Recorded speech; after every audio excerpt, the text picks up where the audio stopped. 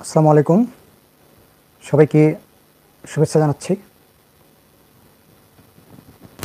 তো চলমান পঞ্চম গণবিজ্ঞপ্তিতে আবেদন করতে গিয়ে ভাই বোনেরা নানা ধরনের সমস্যার মুখোমুখি হচ্ছেন।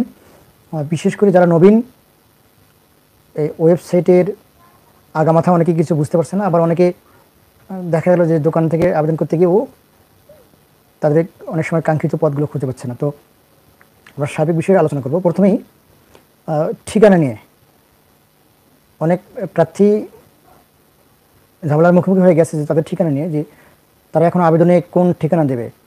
কেননা এরপরে সুপারিশের পরবর্তী পদক্ষেপ হিসেবে প্রথম যে কাজটি হবে সেটা হচ্ছে পুলিশ ভেরিফিকেশন। তো পুলিশ ভেরিফিকেশনের সময় পুলিশ আসলে কোথায় যায়, বর্তমান ঠিকানা নাকি স্থায়ী ঠিকানা। দেখা গেল যে একজন প্রার্থী তিনি তার নিজ বাড়ির বাইরে বসবাস করেন, এখন তিনি বর্তমান ঠিকানা যেখানে বসবাস করেন সেটা কি বর্তমান ঠিকানা দেবেন নাকি তার স্থায়ী ঠিকানা কি দুটোই দেবেন। তিনি কিন্তু একটা মধুর সমস্যার মধ্যে পড়ে গেছেন, তাই না, যে কোনটা করবেন। আসলে আসলে পুলিশ দুই ঠিকানা যাবে কিনা ভেরিফিকেশন করার জন্য, এটা নিয়ে ওটা দুশ্চিন্তা প্রার্থীদের মধ্যে আছে। তো আমরা পুলিশ ভেরিফিকেশনের যদি ইতিহাসগুলো ঘেটে দেখি তাহলে দেখবো যে ম্যাক্সিমাম ক্ষেত্রে তারা স্থায়ী ঠিকানাতে গিয়েছে। ম্যাক্সিমাম ক্ষেত্রে, কিছু কিছু ক্ষেত্রেও তারা অধিকতর যাচাই করার জন্য, স্বপন সালমান ভাই আমাদের এই ভিডিও ডিসক্রিপশন বক্সে মোবাইল নাম্বার আছে, সেই মোবাইল নাম্বার হোয়াটসঅ্যাপ আছে, আপনি যোগাযোগ করেন প্লিজ। তাহলে অধিকতর যাচাই করার জন্য কিংবা নিশ্চিত হওয়ার জন্য অনেক সময় বর্তমান ঠিকানাতেও পুলিশ গিয়ে থাকে, মানে দুই জায়গাতে ভেরিফিকেশন হয়। তো এই ক্ষেত্রে দেখা যাবে যে নতুন করে যখন ভিডিওল ফর্ম পূরণ করা হবে, মোজাদ্দেল হক ভাই জি আমাদের ডিসক্রিপশন বক্সে মোবাইল নাম্বার দিয়ে আছে, নাম্বারে যোগাযোগ করেন, আমাদের পেয়ে যাবেন। আচ্ছা, অনেক সময় দেখা যায় যে কি যেন বলতেছিলাম, ভুলে গেলাম, ঠিকানা নিয়ে কথা বলছিলাম মনে নাই, ভুলে গেলাম ঠিকানার কি বিষয় ছিল। আচ্ছা, তো অনেক সময় দেখা যায় যে প্রার্থীরা বাইরে আছে, তো তিনি চিন্তা করেন যে আমি যদি এই জায়গায় 6 মাস না থাকি বা 2 মাস বা 3 মাস পরে হয়তো চলে যাব, হয়তো আমার স্থায়ী ঠিকানাতে চলে যাব, তো সেক্ষেত্রে এখন আমি এটাকে বর্তমান ঠিকানা দেবো নাকি আমার স্থায়ী ঠিকানাকে দুটোই দেবো, এরকম একটা চিন্তা ভাবনা করেন কিন্তু অনেকে।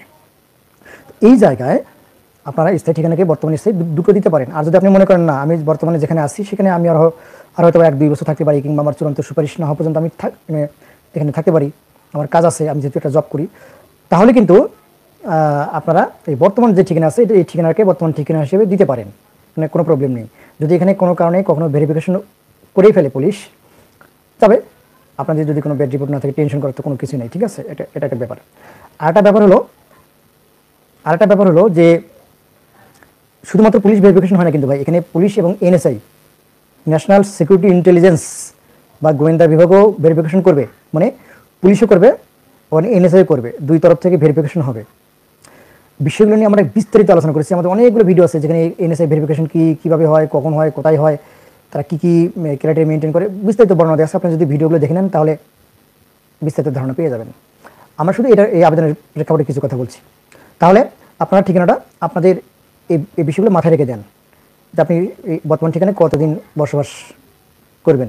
জি ভাই, যারা যারা মনে করে দিলেন সবাইকে ধন্যবাদ। আসলে একটা কথা বলতে গিয়ে অন্য কথা বললে দেখা যায় যে খেয়ে হারিয়ে ফেলতে হয়। আচ্ছা আচ্ছা, এই যে তারিক হোসেন ভাই, ইনি একটা মধুর সমস্যার মধ্যে পড়ে গেছেন যে চতুর্থ গণবিজ্ঞপ্তির মাধ্যমে তিনি কারিগরিতে সুপারিশ পেয়েছেন সামাজিক বিষয়ে। গত 11 মার্চ এমপিও মিটিং হয়েছে, আমার ইন্ডেক্স কবে হতে পারে। ভাই দেখুন, আজকেও কিন্তু অনেক ভাই বোনের কারিগরিতে আপনার ফাইল অ্যাপ্রুভ হয়েছে, তার মানে এমপিও বা ইন্ডেক্স হয়েছে। আপনি আগামীকাল দেখতে পারেন, আগামীকাল কত তারিখ, আজকে 24 তারিখ, আগামীকাল 25 তারিখ। হ্যাঁ, এই দেখতে পারেন, এই মাসে আপনি দেখতে পারেন যে কি হয়। আচ্ছা, রুমা আক্তার বোন, জি জি, সদরে একটু সাইডে যেতে হবে, আপনি একদম প্রপার সদর দিতে পারবেন না। আচ্ছা, একটা গুরুত্বপূর্ণ টপিক্স নিয়ে কথা বলা, ও আচ্ছা মনে পড়েছে। এই যে কারিগরি নিয়ে ভাই প্রশ্নটা করলেন তারিক হোসেন ভাই, তো এবারে আমরা আবেদনটা দেখেছি যে হিউজ পরিমাণে প্রার্থী জেনারেলমুখী, এবং আবেদনে মানে শুরুর দিকে ম্যাক্সিমাম প্রতিষ্ঠান দেখা যায় 20টা-30টা করে চয়েস এক একজন জেনারেল দিয়েছে, আর মাদ্রাসা কারিগরি যারা দিয়েছে একদম পিছনে হয়তো কারিগরি 2-1টা, আর মাদ্রাসা হচ্ছে 8-10টা এরকম। তো সেই দৃষ্টিকোণ থেকে যদি গতানুগতিকভাবে এবার রেজাল্টটা হয়ে যায়, অর্থাৎ ওই যে শুরুর দিকে চয়েসগুলো টেনে দেওয়া, মাঝে মাঝে ক্রস চেক করে চয়েস 2-1টা মাঝ থেকে চাকরি হওয়া বা ইয়েস অপশন থেকে চাকরি হওয়া, তো এগুলোর পরিমাণ যদি কম হয় তাহলে দেখা যাবে যে মাদ্রাসায় 50,000 পদ প্রায় পুরোটা ফাঁকা থাকবে। ঠিক আছে,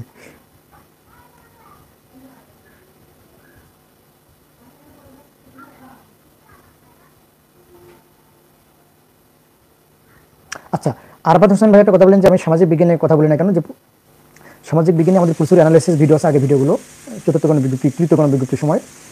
তো সামাজিক বিজ্ঞানে ভাই এবার হলো পদসংখ্যা বেশ ভালো আছে, প্রায় 2000-এর কাছাকাছি, মেবি 1985, আমার যদি স্মৃতিশক্তি আমার সাথে কি না করে থাকে, আমাকে যদি আমার সাথে প্রতারণা না করে থাকে, হ্যাঁ, স্মৃতিশক্তি তাহলে 1985টা আর প্রার্থী 1000 সামথিং। কিন্তু ঝামেলা হলো কি যে ইন্ডেক্সধারী ভাই বোনেরা অনেকেই ইন্ডেক্স লুকিয়ে আবেদন করার চেষ্টা করছেন এবং অনেকে আবেদন করেছেন। আমরা কিন্তু বারবার আমাদের চ্যানেল থেকে সাবধান করেছি, ভাই দেখুন এটা নিয়ে একেবারে আপনারা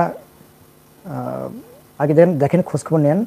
যারা না হয় ইন্ডেক্স ডিলিট করেছে তাদের হিসাব আলাদা, কিন্তু ইন্ডেক্স আপনার আছে, ইন্ডেক্স লুকিয়ে আপনি আবেদন করলেন। তো অনেক ভাই বোন বলেছেন ভাই এর আগে তো সব ইন্ডেক্স নিয়ে আবেদন করেছে, কোনো প্রবলেম হয়নি, বিল বেতন তুলে খাবে, সব কিছু করবে, কোনো সমস্যা নেই, তারপরে পুরাতন জায়গায় ইন্ডেক্স ডিলিট করবে।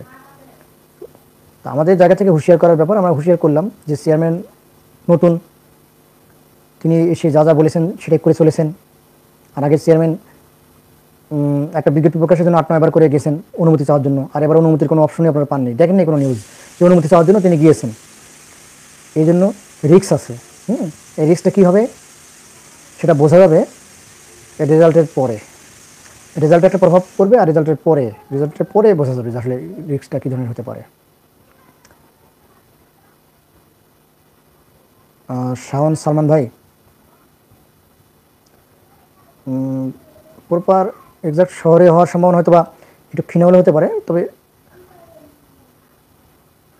শহরতলিগুলো আপনি ট্রাই করতে পারেন, হ্যাঁ, একদম শহরের আশেপাশেগুলো। আচ্ছা, এই যে মাহফুজ ইসলাম ভাই যে কথাটা ছিল, ইমেল নিয়ে কিন্তু অনেক ভাই বোন জটিলতার মধ্যে পড়ে গেছেন, অনেকে ইমেল দিতে ভুলে গেছেন, যে ইমেলই দেননি।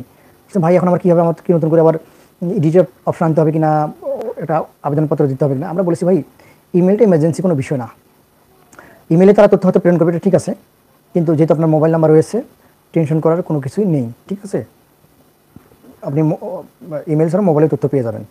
আর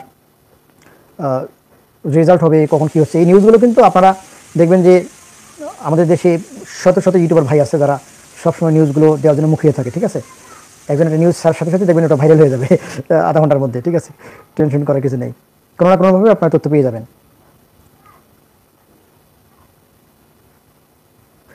যে ভাই আনন্দ বিনোদন শিক্ষা ভাই, যে আপনার একদম সদরে হবে, টেনশন করার কিছু নেই। তারেক হোসেন ভাই 69 মার্ক নিয়ে চাকরি হয়েছিল, আমাদের পরামর্শেই আবেদন করেছিলেন, আলহামদুলিল্লাহ কাজ হয়েছে।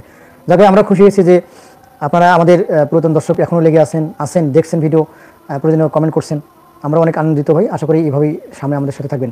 আসলে আমি যে কী নিয়ে কথা বলার জন্য আসছিলাম, ওই যে ভেরিফিকেশন নিয়ে, ওই যে আপনার স্থায়ী বর্তমান ঠিকানা নিয়ে। ঠিক আছে, যাই হোক, আপনাদের গুরুত্বপূর্ণ প্রশ্ন যা আছে আপনারা করে রাখেন, আমরা হয়তো বা আবার 1-2 দিন পরে চেষ্টা করবো লাইভে এসে আপনাদের সেই গুরুত্বপূর্ণ সমস্যাগুলো নিয়ে একটা সুন্দর যাতে সমাধান দেওয়া যায় সেই ব্যাপারে।